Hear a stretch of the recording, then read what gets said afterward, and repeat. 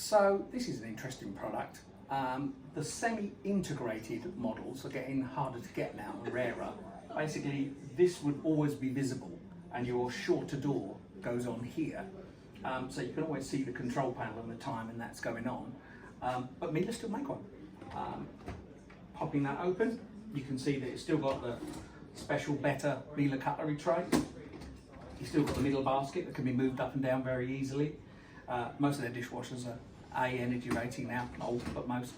And then in the bottom here again, you've got all the orange bits that can be moved, so you can fold your trays down. You can put your wine glasses there and things like that, so you can clean them if you want to.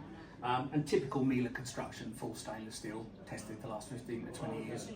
It's about as good as it gets, but same integrated. That's why we're showing you that one.